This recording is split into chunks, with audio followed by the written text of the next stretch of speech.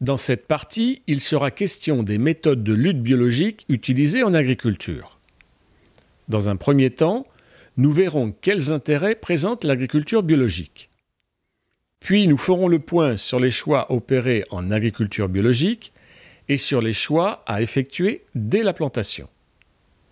Ensuite, nous découvrirons l'origine et les modes d'action des bioprotecteurs, parfois nommés biopesticides. Pour terminer, nous ferons un bilan des avantages de ces produits et de leurs limites.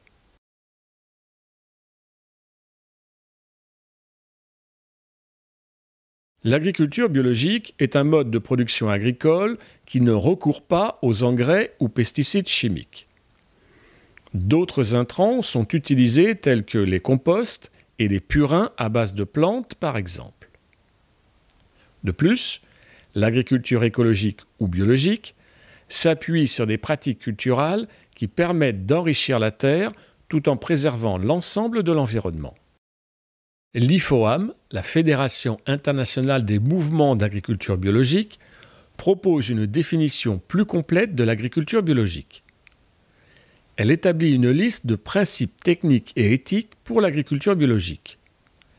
Des principes écologiques: maintien et amélioration de la qualité des sols, réduction des pollutions, recours à des végétaux et à des animaux adaptés à l'environnement local, recyclage des déjections, bien-être animal et économie d'énergie.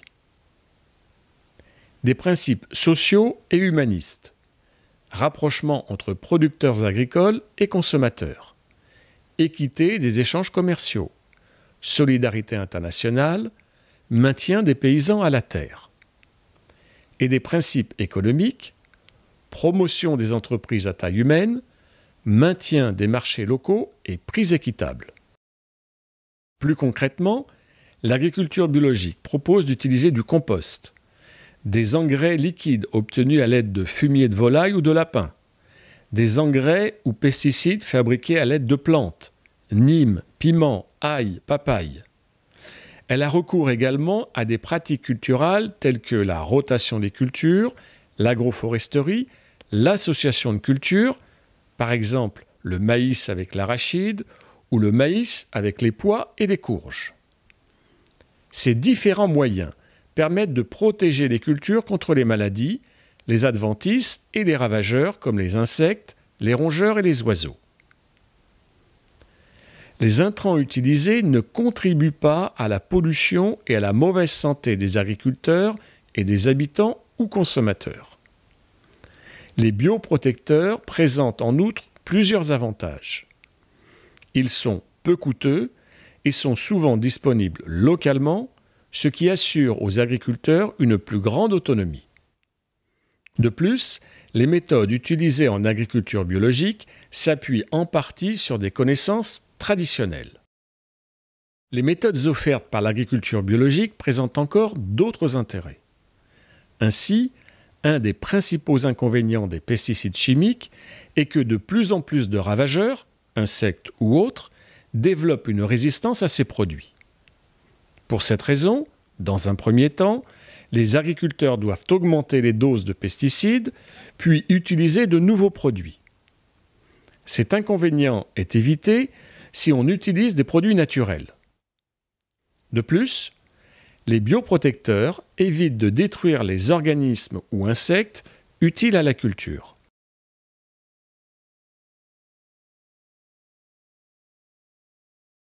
La lutte biologique consiste à recourir à la fois à certaines méthodes culturales et à faire appel à des organismes vivants, animaux ou végétaux, ou bien à leurs extraits, ou bien encore à des préparations plus ou moins complexes.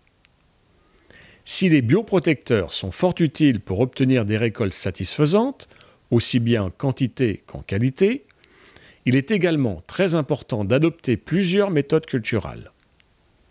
Nombre d'entre elles sont utilisées traditionnellement en Afrique et dans le monde entier, d'autres ont été découvertes plus récemment. Pour affronter ravageurs et maladies des plantes, des agriculteurs adoptent donc des pratiques agroécologiques nouvelles ou traditionnelles. Ainsi, il est bénéfique de procéder à une inspection régulière des cultures pour détecter la présence de nuisibles grâce à une observation détaillée de quelques plantes, d'enlever des herbes susceptibles d'abriter des ravageurs, de recourir à des variétés qui résistent aux ravageurs, de procéder à des associations et des rotations de cultures, ou bien encore de protéger les sols à l'aide de paillage. Un moyen pour limiter le nombre d'insectes ravageurs consiste à augmenter la période entre deux cultures. Il est aussi conseillé de supprimer les résidus des plantes appréciés par les ravageurs ou bien de les enfouir dans le sol. Faute de nourriture, les ravageurs auront ainsi tendance à s'éloigner. La lutte intégrée consiste à utiliser les ennemis naturels des parasites pour limiter les effets nuisibles des ravageurs. Pour cela, il faut attirer ou bien introduire certaines plantes ou animaux bénéfiques aux cultures. Les ennemis naturels des insectes ravageurs sont précieux pour les agriculteurs. Ce sont les prédateurs, qui mangent leurs proies, et les parasites. Les principaux prédateurs sont les araignées, les acariens prédateurs et les coccinelles. Quant aux parasites, il s'agit notamment des mouches et des guêpes. Ils déposent leurs œufs dans les larves des insectes ravageurs, puis leurs larves mangent ces insectes. Une fois devenus adultes, ces parasites se nourrissent de pollen et de nectar de fleurs. Certains animaux, en particulier les insectes et les oiseaux, sont de véritables alliés des agriculteurs car ils se nourrissent d'autres animaux préjudiciables aux cultures. Des agriculteurs ont donc intérêt à préserver ces ennemis naturels des ravageurs.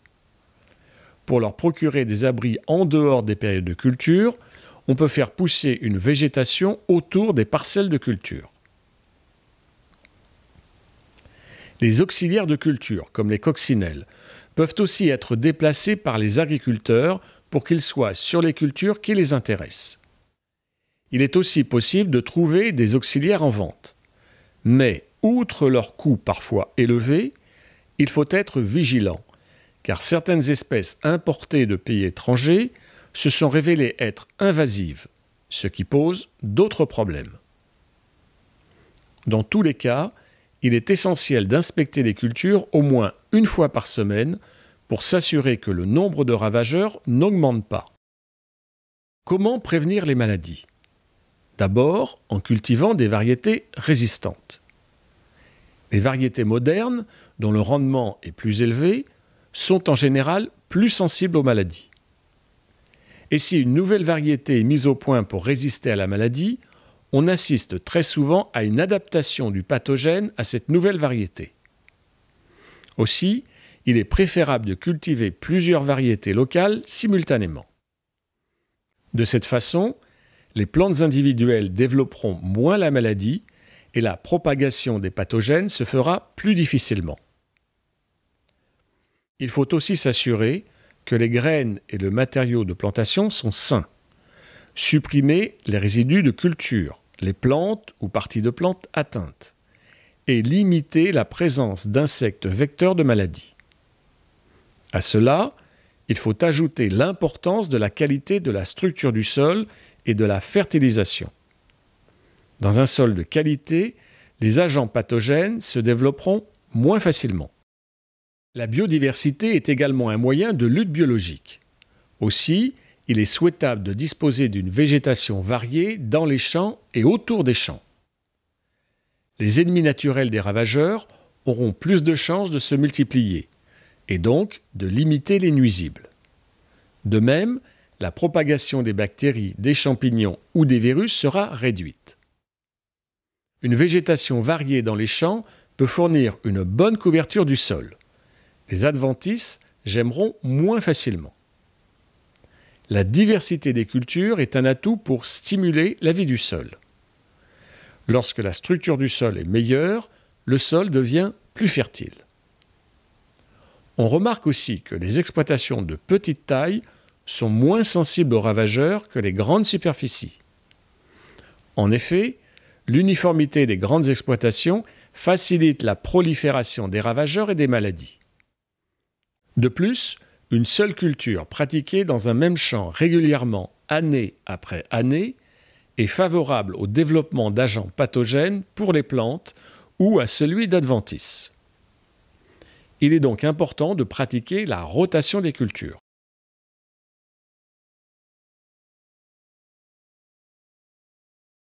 Les bandes de végétation en bordure des champs contribuent à repousser les ravageurs qui proviennent de l'extérieur du champ.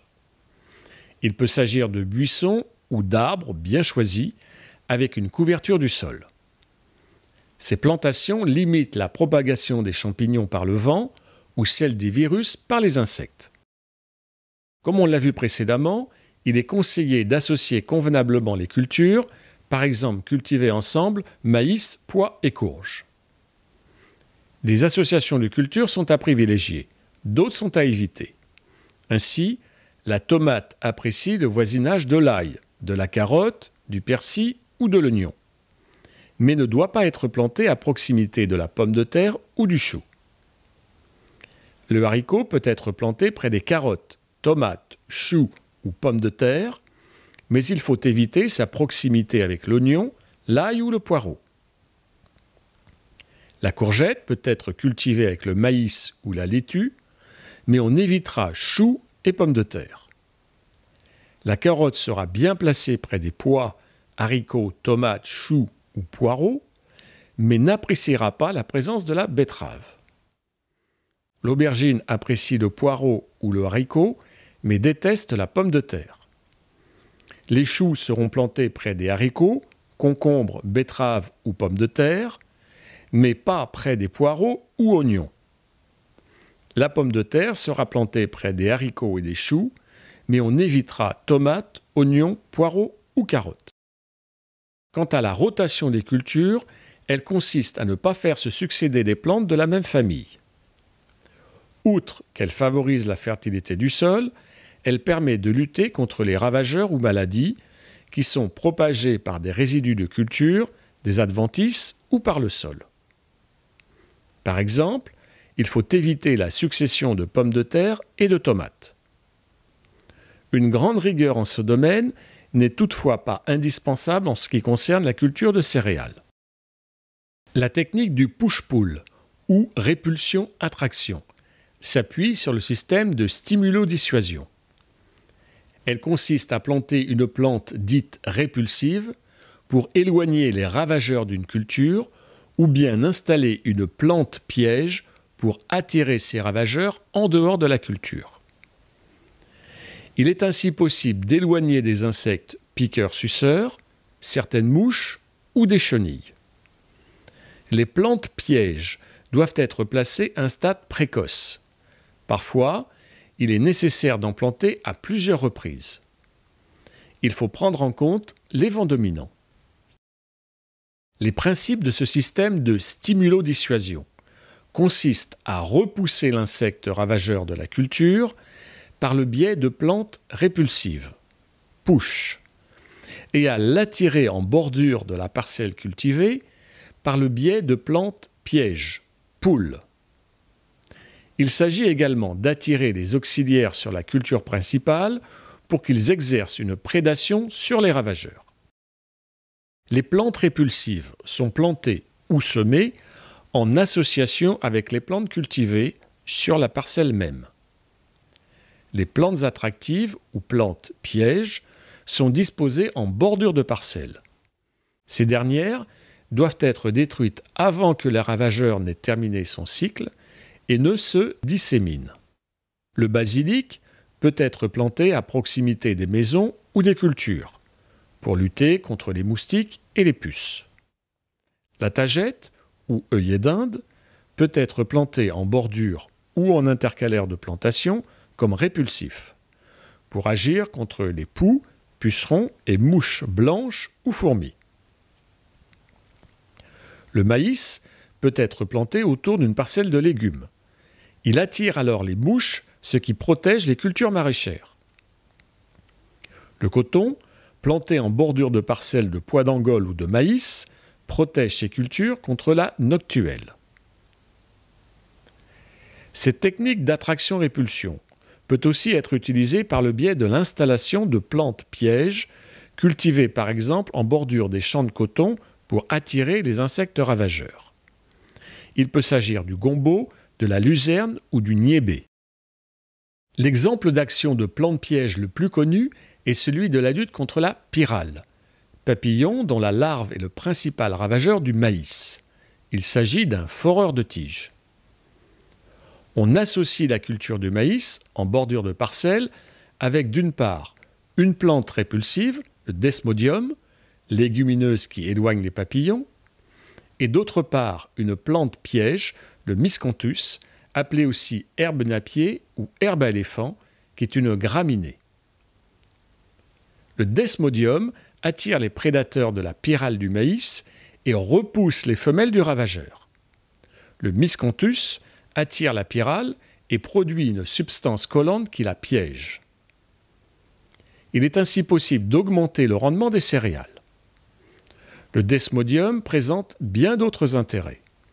Il accroît la fertilité des sols car il fixe l'azote. Il permet aussi de lutter contre le striga, adventice redoutable pour le maïs, dont il absorbe les éléments nutritifs contenus dans le bulbe. Le desmodium est en plus un fourrage pour le bétail. On peut aussi utiliser du sorgho fourragé en bordure des champs de maïs. Dans certains cas, on choisit des cultures intercalaires qui consistent à pratiquer une culture entre les rangs de la culture principale. Le but est de protéger le sol de l'érosion ou bien de favoriser la production de la culture principale. Le desmodium est efficace en culture intercalaire pour lutter contre la pyrale du maïs ou du sorgho. La consoude est efficace en plantation entre les cultures pour lutter contre les pucerons. Pour rappel, la couverture du sol est essentielle, en particulier quand le sol est fortement exposé à la pluie ou au vent. On peut utiliser de la paille, des herbes ou des résidus de culture. Quant aux fertilisants, il faut veiller à ne pas ajouter trop d'azote qui fait pousser les plantes rapidement mais les rend moins résistantes aux ravageurs. C'est le contraire pour le phosphate et le potassium qui renforcent la résistance des plantes.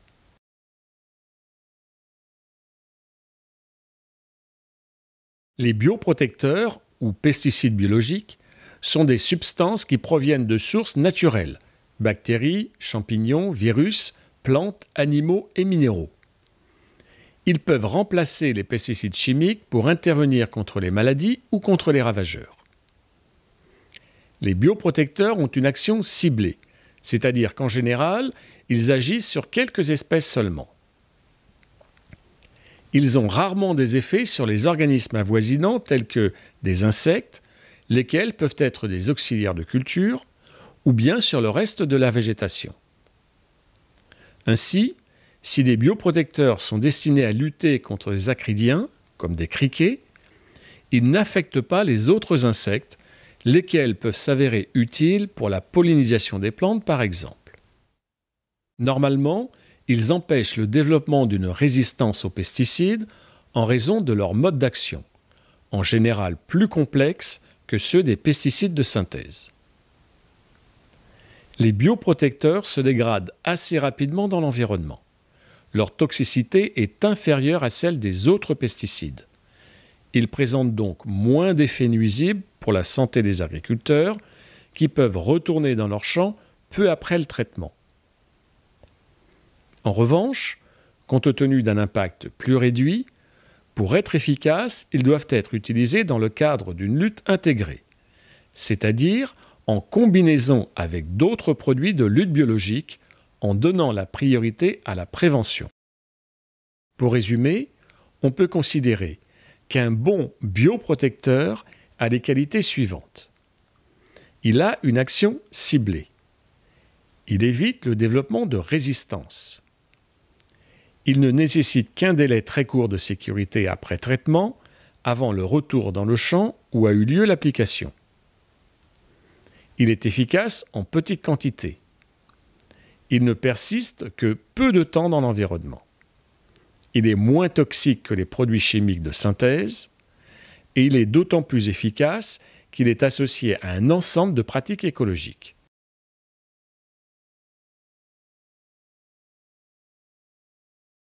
La culture biologique requiert des compétences et un temps de travail supérieur à celui de la culture conventionnelle.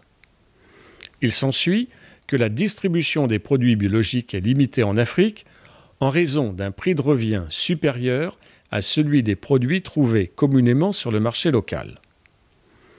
Se pose aussi la question de la certification des productions biologiques qui est demandée par des consommateurs locaux et aussi et surtout pour l'exportation. Or, la certification des produits biologiques coûte cher pour de petits producteurs et seules quelques organisations sont en mesure de la délivrer. Les bioprotecteurs sont peu coûteux. En revanche, leur préparation nécessite un travail long et parfois pénible. Aussi, si leur usage est envisageable pour de petites exploitations, ce travail devient plus difficile pour de grandes superficies. C'est le cas par exemple pour les préparations à base de Nîmes pour des champs de grande superficie. Les arbres nécessaires pour leur fabrication sont souvent insuffisants. Parmi les principaux intérêts des bioprotecteurs, si on les compare aux pesticides de synthèse, on notera la préservation de la santé des producteurs et des consommateurs, ou des habitants qui vivent à proximité des champs traités, et celle de l'environnement.